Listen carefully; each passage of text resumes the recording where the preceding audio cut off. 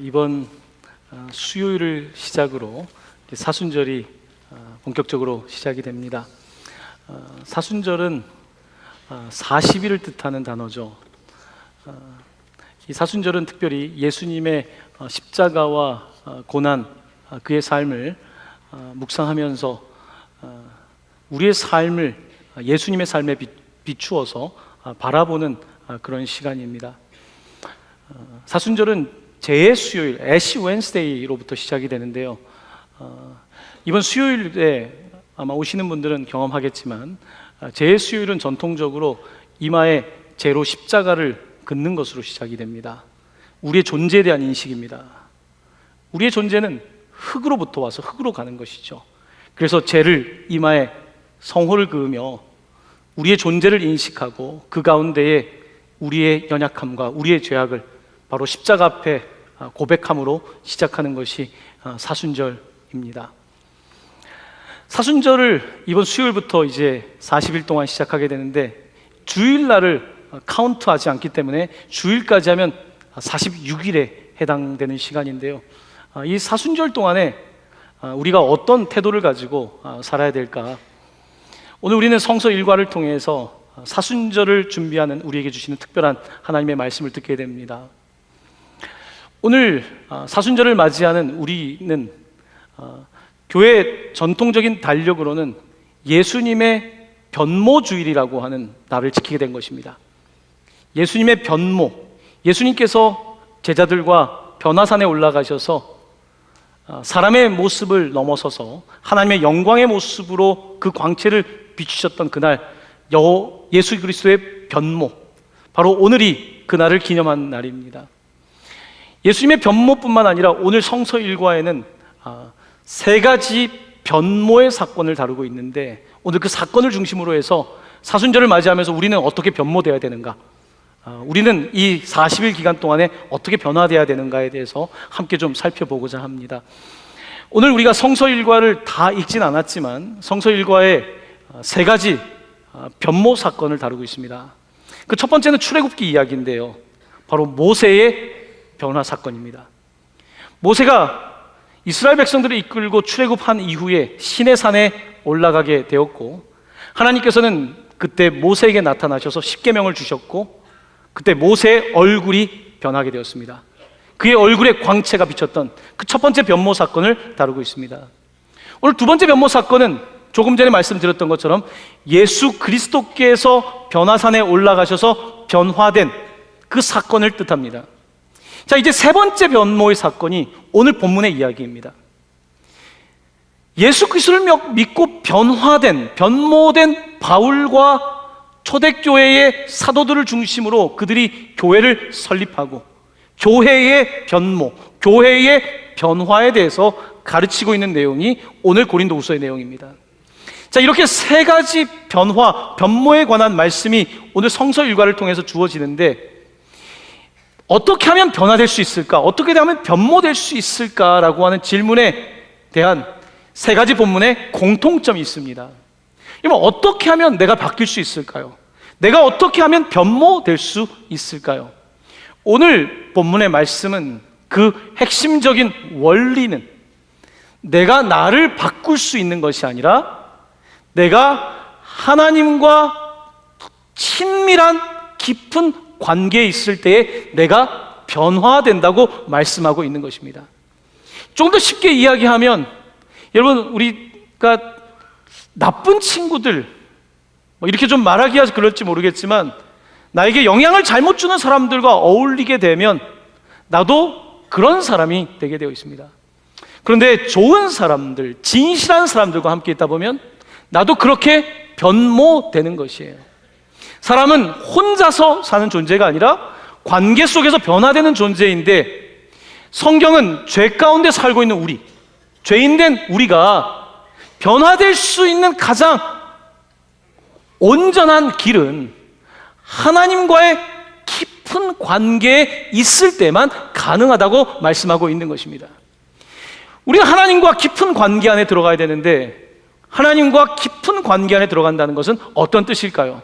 자, 오늘 본문을 함께 이해하기 전에 먼저 모세의 이야기부터 조금 다시 시작하고자 합니다. 하나님께서는 이스라엘 백성들을 이끌고 이제 시내산에 오셨죠. 하나님은 모세를 시내산으로 이끄십니다. 그리고 그에게 십계명을 비롯해서 계명들을 주십니다.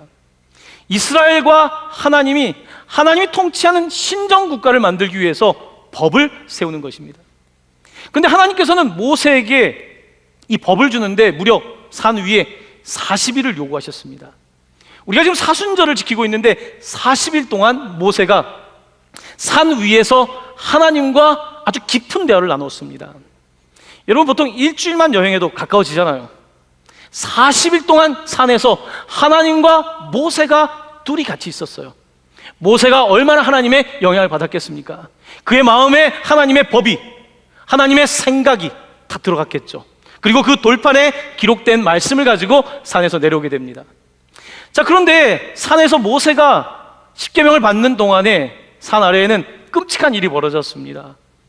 이스라엘 백성들은 모세가 산에서 내려오지 않자 걱정이 된 거예요. 모세가 죽었나? 혹시 들짐승에게 물렸나?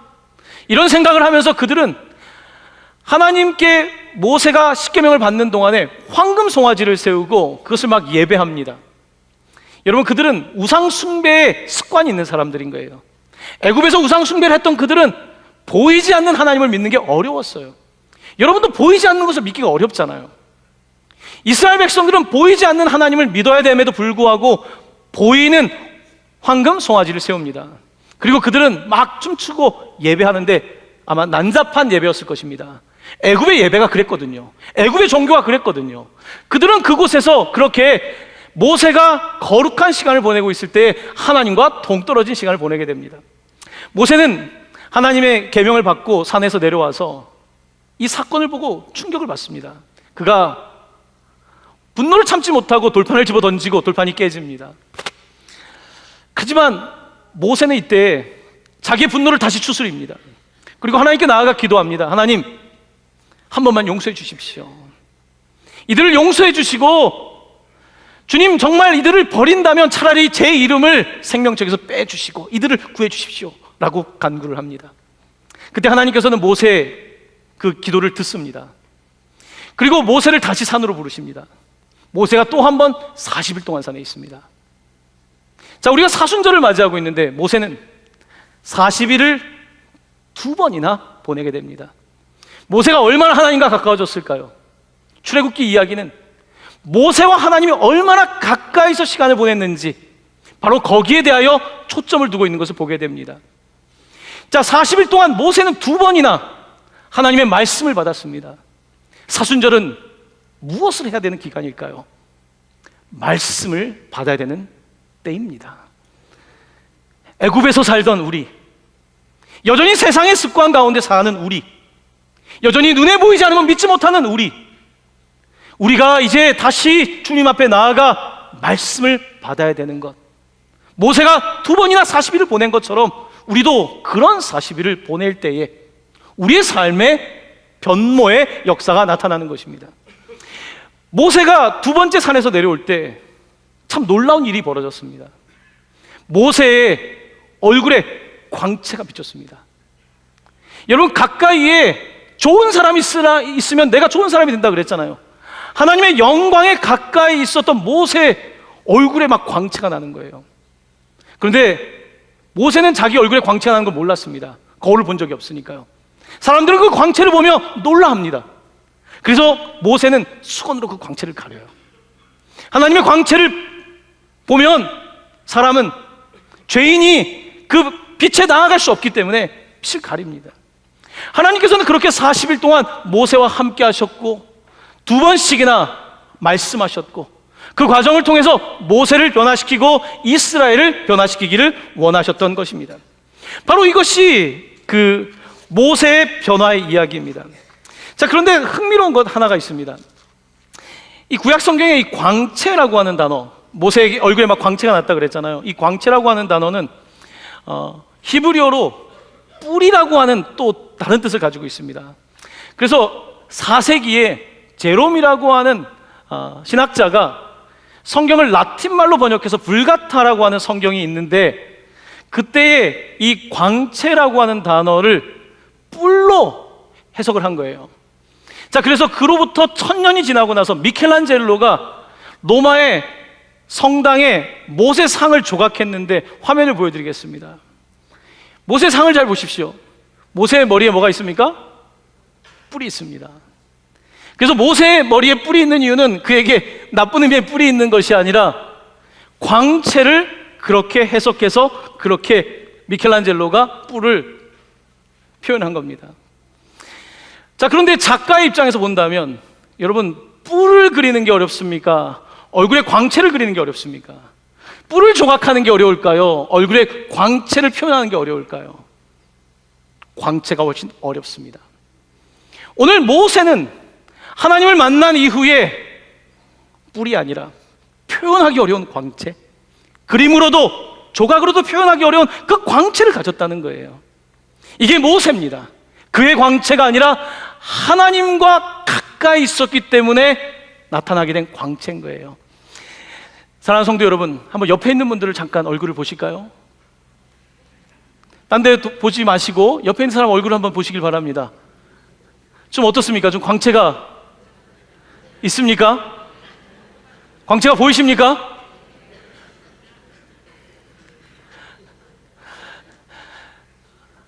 이번 사순절을 맞으며 기도 제목이 있습니다. 저를 자신을 위한 기도와 여러분을 위한 기도입니다. 40일이 지나고 부활절을 맞이할 때에는 우리 얼굴에 광채가 있기를 간절히 축원합니다. 그 광채가 있기 위해서는 내가 뭘 해서 광채가 있는 것이 아니라 하나님 옆에 있을 때, 하나님과 사귈 때에, 하나님 말씀을 받을 때에, 그때 우리의 모습 속에 광채가 나타나는 거예요. 여러분, 그런 거 있잖아요. 분명히 삶은 요즘 쉽지가 않고 어려운데 막 마음에 힘이 있는 것, 괜히 뭔지 모르겠는데 웃음이 나는 것, 여러분, 바로 이것이 하나님과 함께 있을 때 주시는 그 영광, 기쁨 아니겠습니까? 하나님은 이 사순절 기간에 우리와 함께 하기를 원하십니다. 우리가 사실 하나님과 좀 더 시간을 보내야 되는데 다들 너무 바쁘시잖아요. 하나님과 시간을 많이 보내지 못해요. 하나님과 시간을 많이 못 보내다 보니까 시간이 작아지는 만큼 세상과 시간을 더 보내니까 우리는 점점 세상의 얼굴을 할 수밖에 없습니다. 하나님께서 주신 기쁨과 그 은총의 얼굴이 아니라 세상의 걱정과 근심의 얼굴로 바뀌는 우리 자신을 보게 됩니다. 이 사순절 기간은 말씀을 통하여 주님과 친밀한 교제를 통하여 얼굴이 변화되는 시간입니다. 자, 오늘 본문에 고린도전서를 읽기 전에 두 번째 오늘 성서일가의 본문인 누가복음은 예수님의 변모하신 모습을 이야기하고 있습니다. 예수님이 3명의 제자를 따로 데리고 가시는데요, 왜 산에 가셨냐면 기도하러 가셨다고 성경은 기록하고 있습니다. 예수님께서 하나님의 아들이니까 기도할 필요가 없었던 게 아니라 그가 기도하러 가셨습니다. 그리고 기도할 때에 그의 용모가 변화되어 광채가 나는 모습으로 변화되었다고 성경은 기록하고 있습니다. 그 흰 색깔을 설명하기 어려운 흰 색깔, 여러분, 제가 지금 안에 흰색이 있지만 이런 흰색 말고 설명하기 어려운 흰색, 그 광채, 예수님에게 그런 모습이 나타났다고 성경은 말씀하고 있습니다. 자, 두 번째 변모 사건의 핵심은 예수님의 기도입니다. 예수님이 기도할 때에 변화되었다고 성경은 기록하고 있습니다. 모세가 말씀을 받을 때에 변화되었던 것처럼 예수님께서 기도하실 때에 그의 모습이 변화되었습니다. 우리에게 사순절은 사실 기도의 시간입니다. 예수님과 함께 따라갔던 베드로, 야고보, 요한처럼 그분과 함께 더불어 기도하기 시작할 때에 우리에게 있는 세상의 걱정과 근심이 아니라 하나님이 주시는 광채로 바뀌게 되는 것입니다. 바로 사순절은 기도의 시간인 거예요. 여러분, 사순절이 우리에게 주는 교훈은 두 가지입니다.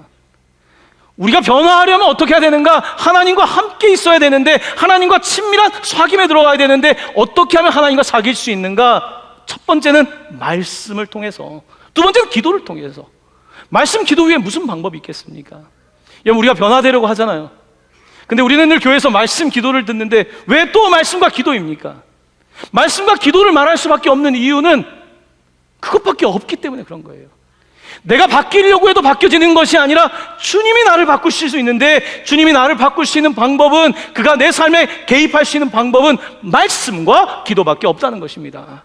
그러므로 이번 사순절 기간에 사랑하는 성도 여러분, 조금 더 주님과 시간을 보내십시오. 조금 더 말씀을 가까이 하십시오. 조금 더 기도하십시오.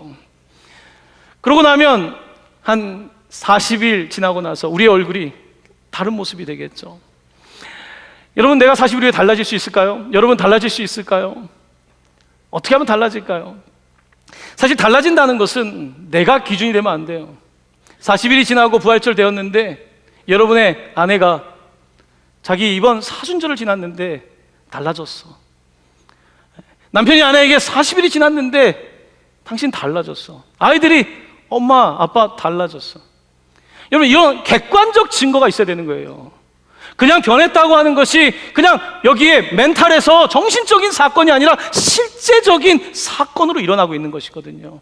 사랑하는 성도 여러분, 40일이 지나고 나서 여러분의 배우자에게 당신 변모되었어, 여러분의 자녀에게 변모되었어 라는 이야기를 들을 수 있게 되기를 바랍니다.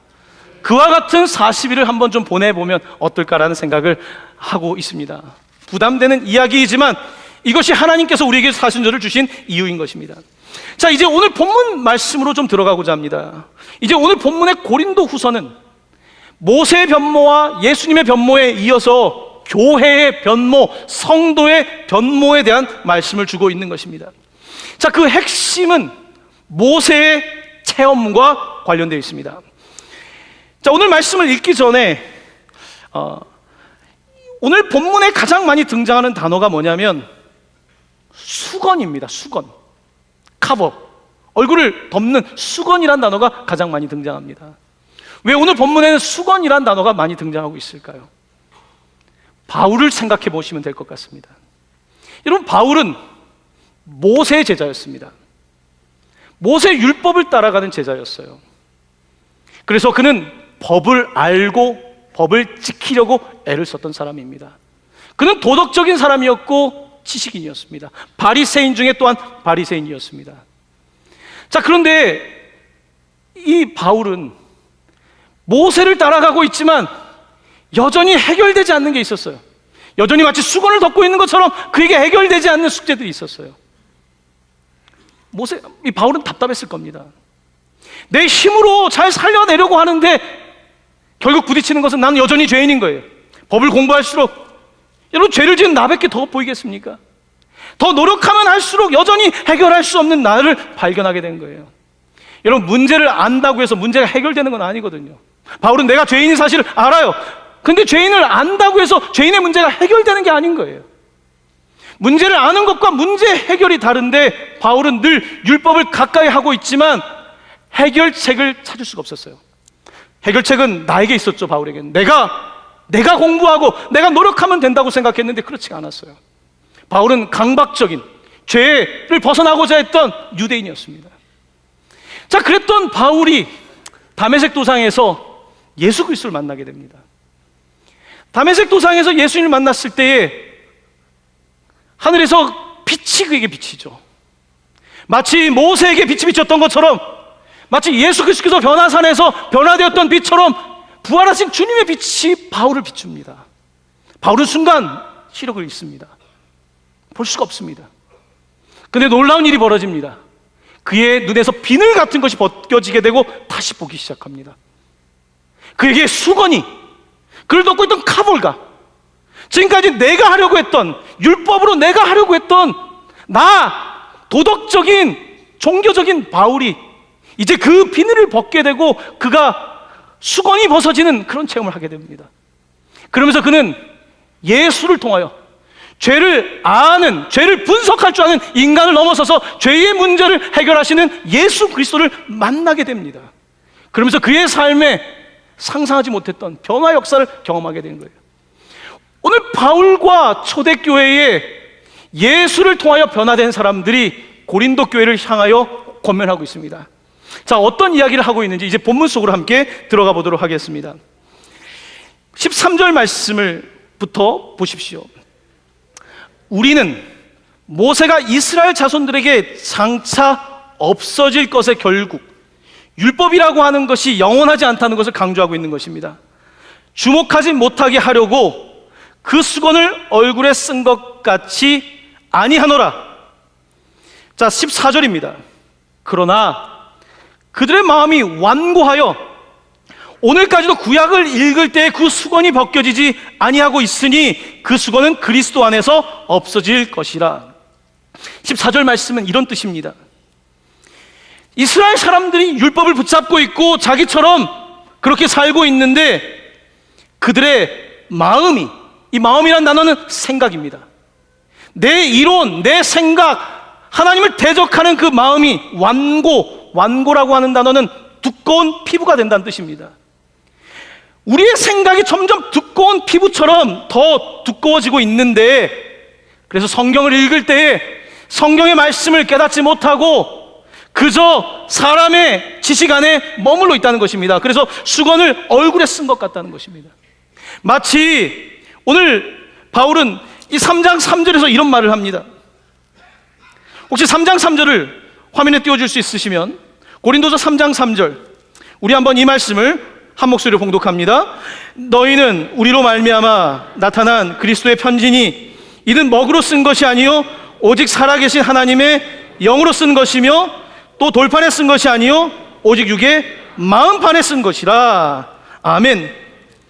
오늘 바울은 편지하면서 내가 얼마 전까지만 해도 이 돌판에 새겨진 이 인생을 살았습니다. 자, 그런데 예수 그리스도를 만난 이후에 나는 더 이상 돌판에, 율법의 사람이 아니라 마음판에, 죄를 여전히 짓고 있는 돌판 같은 인생이 아니라 죄를 짓고 싶은 마음이 없어지는, 예전에는 죄를 안 져야겠다라고 나 스스로를 내가 올감했지만 이제는 더 이상 죄의 권세가 나를 잡고 있지 않은 생명의 법을 누리게 됐습니다. 마음판에 변화가 일어났음을 그는 증거하고 있는 것입니다. 그의 수건이 벗어졌습니다. 그의 수건은 벗겨졌지만 오늘도 많은 사람들은 완고하여 이 복음을 받아들이지 않습니다. 많은 유대인들이 그렇고 많은 지식인들이 주의 복음을 받아들이지 않고 있습니다. 자, 계속해서 말씀 봅니다. 16절입니다. 그러나 언제든지 주께로 돌아가면 그 수건이 벗겨지리라. 17절입니다. 주는 영이시니 주의 영이 계신 곳에는 자유가 있느니라. 아멘. 주의 영이 있는 곳에는, 바울은 지금까지 주의 영을 경험하지 못했습니다. 마치 니고데모가 예수님께 찾아왔을 때 어떻게 하면 거듭납니까? 물었을 때 예수님께서 마치 거듭난 사람은 바람이 임의로 부는 것처럼 어디서 와서 어디로 가는지 모른다. 성령에 민감한 사람은 마치 돛담배처럼 내 스스로의 동력을 가지고 움직이는 것이 아니라 바람에 따라서, 주의 영을 따라서 움직이는 사람들은 바로 자유함이 있다고.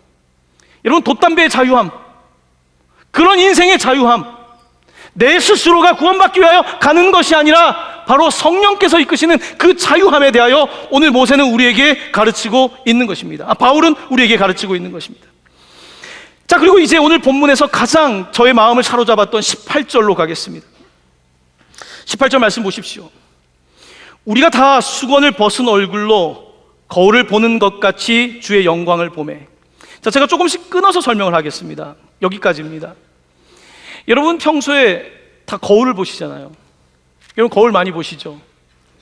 여러분, 현대인들만큼 거울 많이 보는 사람이 어디 있습니까? 우린 거울을 봐요. 거울을 보면 결국은 우리는 어떻습니까? 거울을 보면서 계속 나예요, 나. 우리는 거울을 보면서 나 중심인 사람들인 거예요.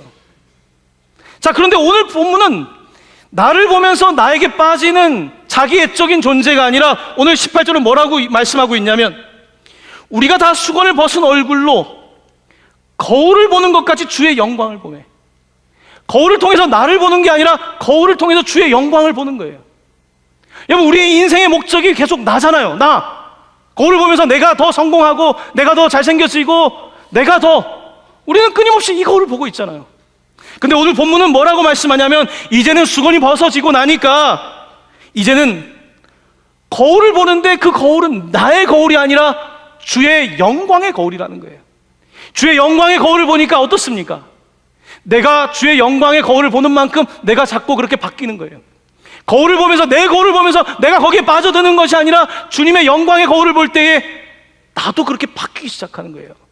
자, 그래서 18절에 이렇게 말합니다. 우리가 다 수건을 벗은 얼굴로 거울을 보는 것 같이 주의 영광을 보매. 그 다음 구절 뭐라고 되어 있습니까? 그와 같은 형상으로 변화하여. 계속해서 주님과 함께 하다 보니까 나도 그와 같은 형상으로 변화하여, 결론적으로 말합니다. 영광에서 영광에 이르니, 영광에서 글로리 투 글로리, 하나님의 영광 앞에 계속 내가 있다 보니까 이 영광에서 나도 영광스럽게 바뀐다는 거예요. 나라고 하는 사람이 나를 계속 본다고 해서 달라지지 않습니다. 내가 계속해서 내 문제를 지식적으로 안다고 해서 내 인생의 문제가 해결되지 않습니다. 이 거울은 나로 하여금 더 병들게 하는 거울일 뿐입니다. 자, 그런데 오늘 본문에서 바울은 나도 그런 거울 가지고 살았는데 예수 그리스도를 만난 이후에 주의 영광에 눈이 멀고 나서는, 내 삶에 새로운 거울이 생기고 나서는 내가 그렇게 변화되고 있습니다. 그래서 그의 영광에서 나에게 또 영광으로, 글로리 투 글로리, 하나님의 영광이 마치 그 빛이 주변을 비추는 것처럼 그렇게 비추고 있습니다. 고린도 교회 성도들을 향해서 그러므로 우리가 그와 같은 영광에 이른다고 말씀하면서 18절 마지막은 이렇게 맺습니다. 곧 주의 영으로 말미암음이니라. 우리의 변화의 핵심은 주의 영이라고 말씀하고 있는 것입니다.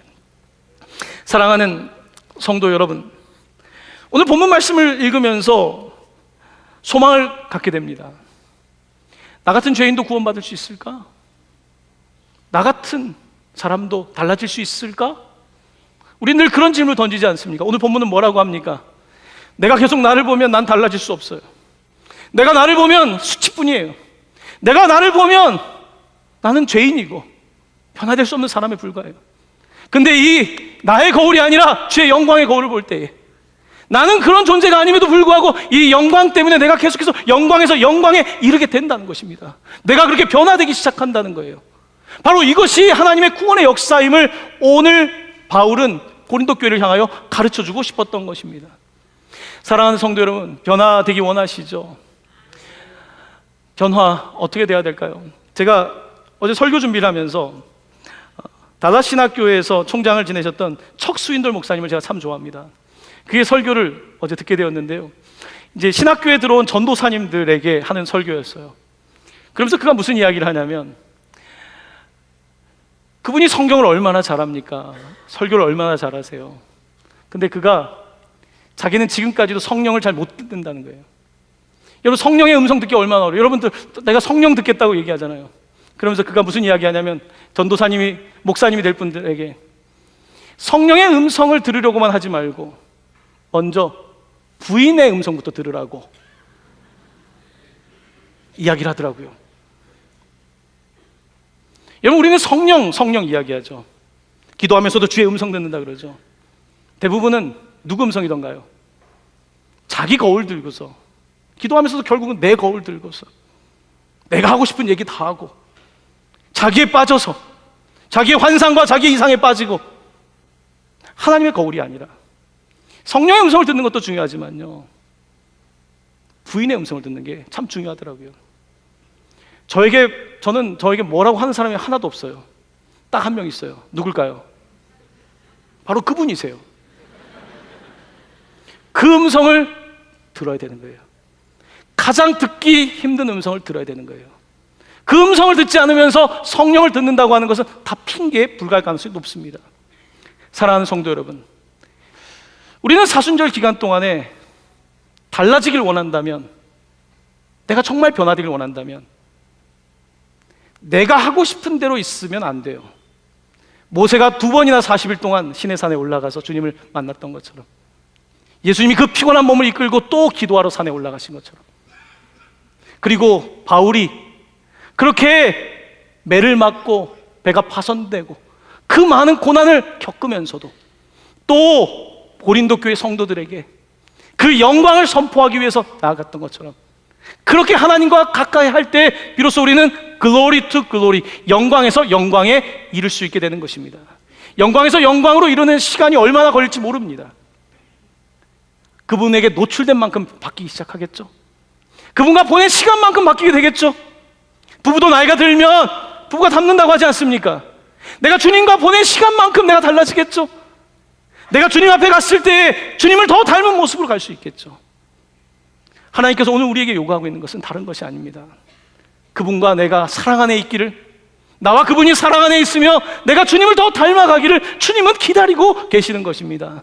이번 사순절 기간 어떻게 변모될 수 있을까요? 우리 주님과 함께 하시길 바랍니다. 주님과 함께 할 때 여러분에게 배우자를 통해서, 자녀를 통해서, 부모님을 통해서, 주변에 가까운 사람을 통해서 변모되었다라고 하는 간증이 들려지는 은혜가 있기를 예수님의 이름으로 간절히 축원합니다. 아멘.